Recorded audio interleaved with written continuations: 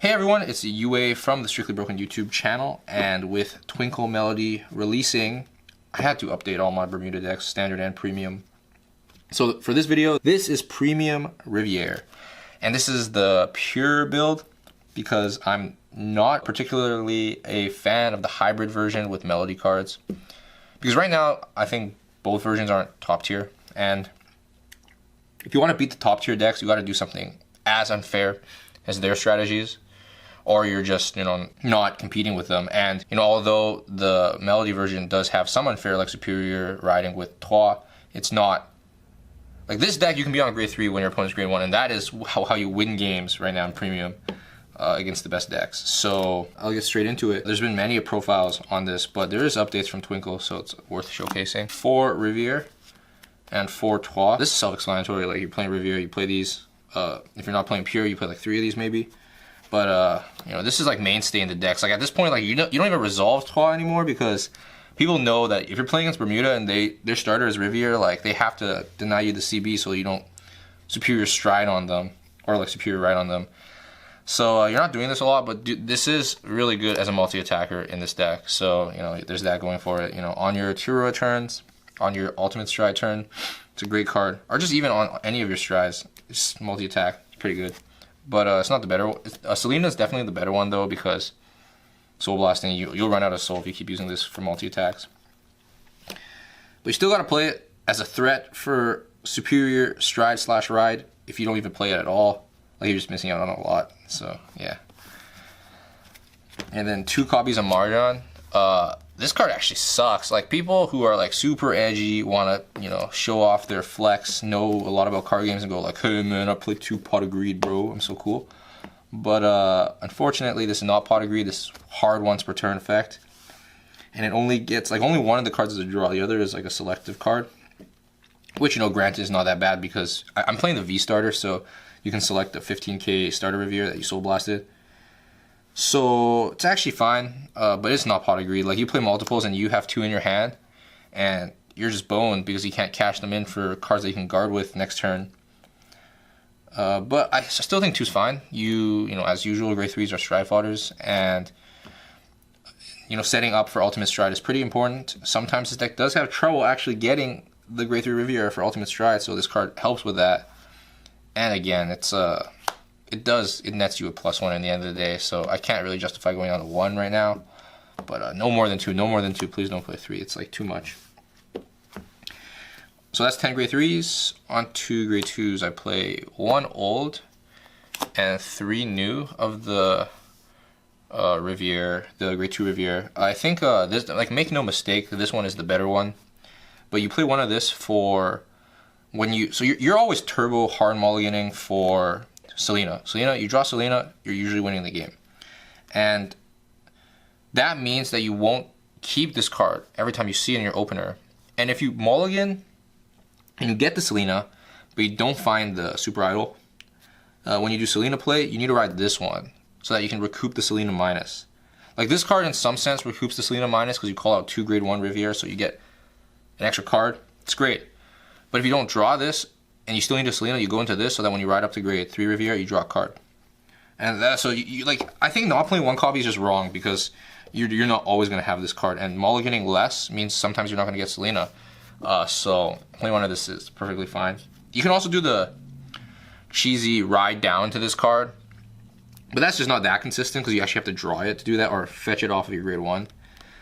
But when it does happen, it's pretty cheesy. You Riviere grade 3, make a play, and then ride down to grade 2, and your opponent, you'll always get first stride. So that's pretty cheesy. Like, some people play 2 of this and 2 of this. I think that's too many, because that means you're like trying to commit to the stride denial plan, and that's like not too consistent, to be honest.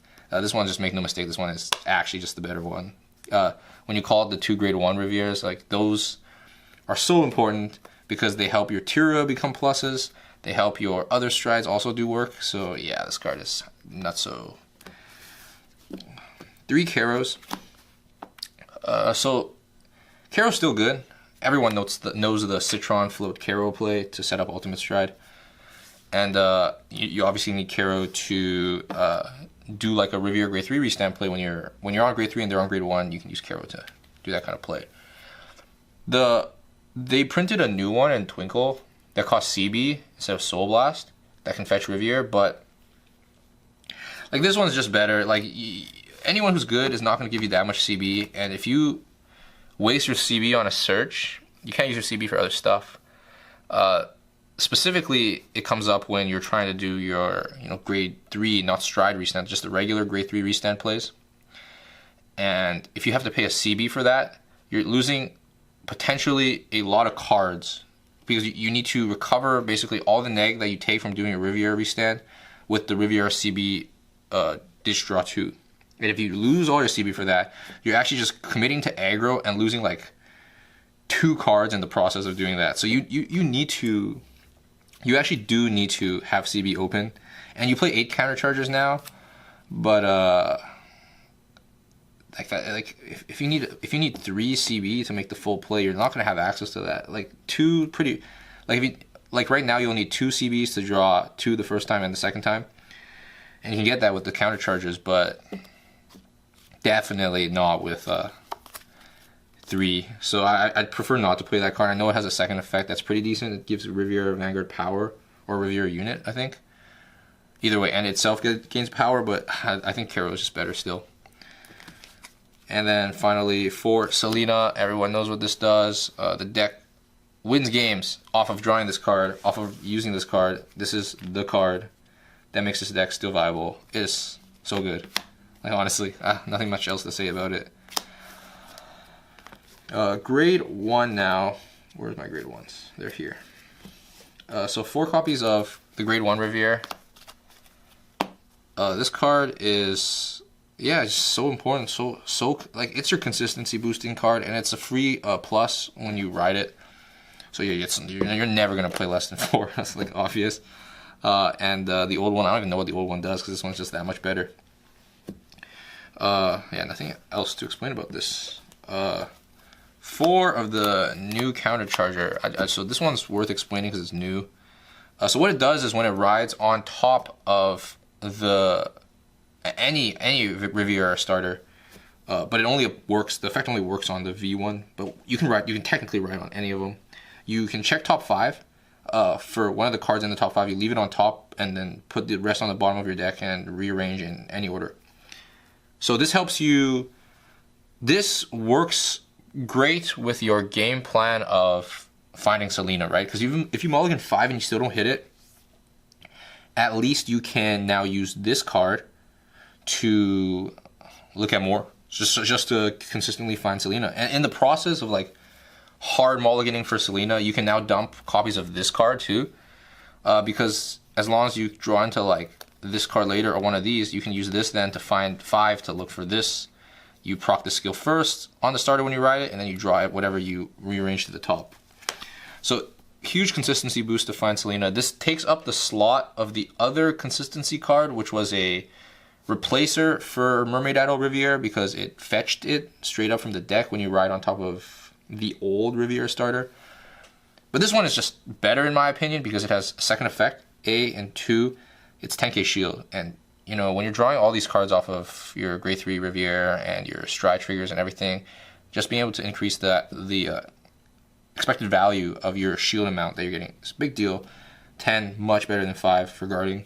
And yeah, the second effect's also really good. It gives you that needed counter charge for the Riviere plays that I was talking about earlier. So when you re-ride a Riviere in the battle phase, you can Soul Blast 1 to counter charge 1.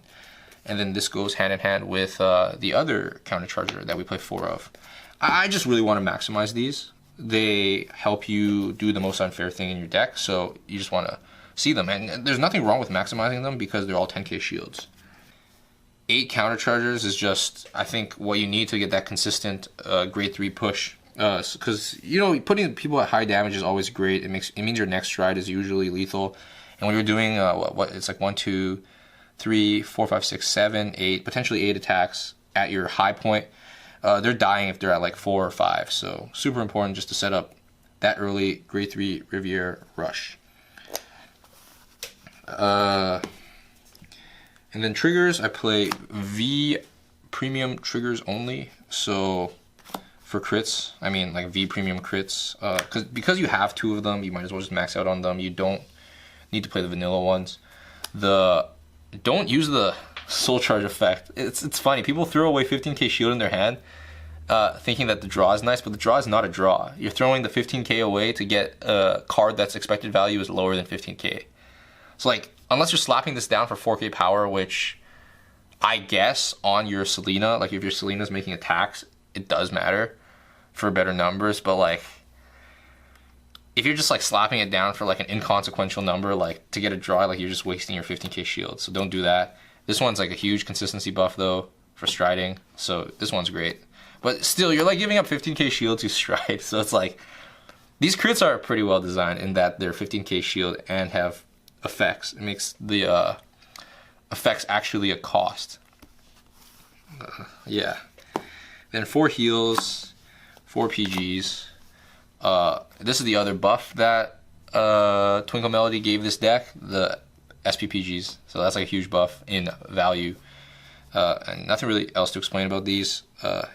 10k defensive heal is better than resource heal because you don't really use that much CB. Like after your initial CB starve of your grade 3 Riviere plays, you're pretty healthy on your CB. Your strides aren't that CB expensive, at least the ones that you typically make. So you don't need to play resource heals and PGs because draw PGs are pretty good. Defensive 10 as well, so pretty good stuff. The Riviere starter. So yeah, the old one is, I mean, I like the old one a lot. And even like when people migrated to this after the quick shield changes, I still played the old one because I thought it made the deck more consistently pull off Selena plays. You can you can like hard mulligan everything in your hand, other than Selena or just to find it. But now with the new card from Twinkle, the grade 1, this one's just better. So we play it, and we can get quick shield, which is broken card. Quick shield is insane. Onto G Zone. So starting off 3 Tira. I don't make 3 ever. But it is a good first stride to flip something, to set up GB3 for itself, or to set up ultimate stride. So if you don't have CB available and you need to stride, this can flip something if you don't have a G Guardian to set up that play. And you know, after you hit the GB3, it's your best finisher that isn't your ultimate stride. So might as well play 3. The deck has space, and maybe one day I'll make 3. I've never made 3 yet though. Next, the Superior Stride Riviere. Yeah, you need this for the Superior Stride. You never get to do it because people know what you're doing when they see your starter. And unless you're playing like if you go to a tournament and you're in the first couple rounds, yeah, maybe you could do it. But I just think you have to play it, obviously, in case you're giving damage. But like if you're not, you're probably not doing it that often. And now you can play 2 because yeah, you're on all your Riviere stuff, so you can definitely use the effect sometimes. And so it's 2 slots, and that rarely comes up. But she's eating watermelon, so it's pretty cute. So you can just put it on the top, or flip this for your fodder off Tira, and then see her eating watermelon. It's pretty lit. 1 copy of the Melody Stride. So this card is just like a aggressive stride that flips. If you have the CB available, you can make some multi-attack plays with it and get GB2. So that's like the only role of it. You don't play did I say Melody? Harmony, I mean. Like you don't play Harmony units, so she's just there as flip stride that is a little bit more aggressive because you have no other aggressive strides besides Tira, and you don't always have GB3. So yeah, you just play one of this. One of Morris, great for, you know, people are always big brain and premium now, not giving damage. You don't want to give damage sometimes, and your opponent's like, oh, you're not going to give me damage, I'm not going to have rear guards, so you have to, if you're going to swing with your Vanguard, you have to give me damage. And you just play a Morris just to, you know, if they're being that big brain, you just stride this, bounce to your rear guard, and pass, so you still get to do the stride. You get to do something tangible with your turn, and then you just pass. You're typically not, okay, so to emphasize, like, you're typically not going to do that, though, because this deck is an aggressive deck that, you know, just trying to bum rush and kill people. But having access to that line of play in a CB9 game is, you know, it's just, as long as it's available and we have the space, everything can flip off Tira, so it's all okay. This one, Lilinol, is actually super strong. Some people don't play it. it's so when you get to do your first stride earlier than your opponent, and maybe sometimes even when they're on grade 2, the Lilinol basically lets you like, so let's say you do full combo and you call out what's it called, the Riviere grade 1s, and you have the grade 2, everything set up. You can cash in your grade 1 Riviere, or anything else for that matter, to the bottom deck with this card to draw 2 cards. So you just keep the plus train rolling, and like when you stride this, just get more pluses. At the end of the day, you need pluses to be able to guard your opponent's turn and survive so that you can kill them, and this card is just a great stride to make for that. I don't really use the bounce effect though, because when you can bottom deck draw 2, it's probably better than bounce draw, like just bounce. So like, is there ever a situation where I've bounced? I don't even think so, to be honest. One copy of this. I actually never make this, but you need to play it in case you play against some kind of lock-based deck. But yeah, I haven't made this in a while. Maybe after clan selection comes out and we see more chaos stuff and premium, this will come up. Like, if you play against something that does lock, this card is like super high value, so you're gonna play this every time. One copy of Whale, like actually max rarity, by the way. So Whale's pretty good. If you bum rush early and they're at 4 or 5 damage, Whale can, if you stride Whale first stride, they can sometimes just die. But you do need to pitch a Riviere grade 3 for it, so it's kind of costly. But being able to just kill people sometimes, it's worth playing. And it does have like a permanent, passive effect. So like if you need to like make a stride and you don't really want to, make a Tira or whatever, you can make this, and then all your strides are free for the rest of the game. So yes, it's worth playing, and it's just worth playing for the flex in itself. So yeah, one copy of Megiddo.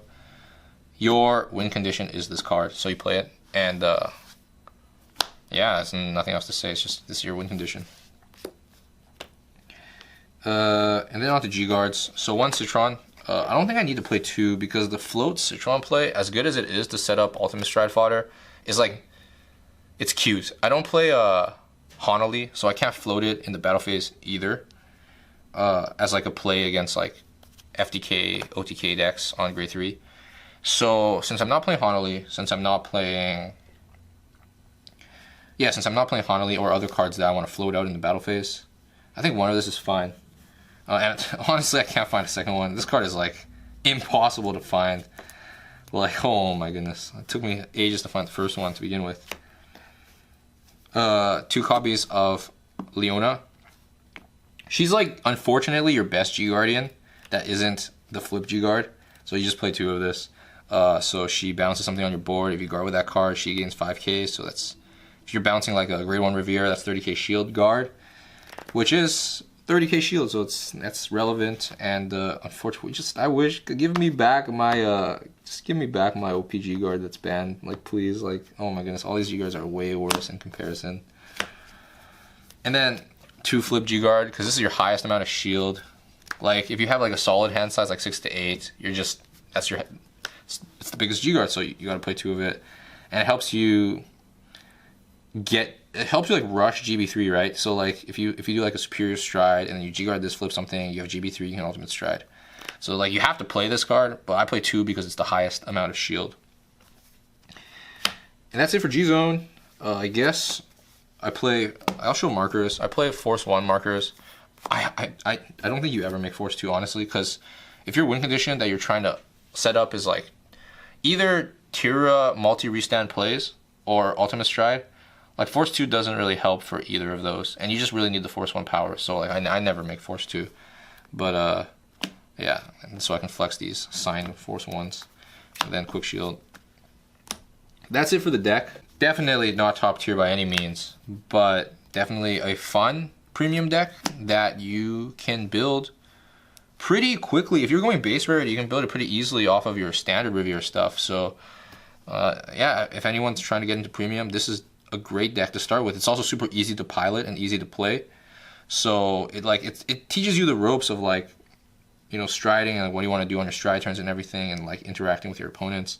So this deck's like a fantastic deck to get into premium with. So if you want to copy the list, definitely by all means. And yeah, that's it. Check out some of the other Bermuda deck lists we are doing throughout the week. And yeah, this is UA signing off. Peace.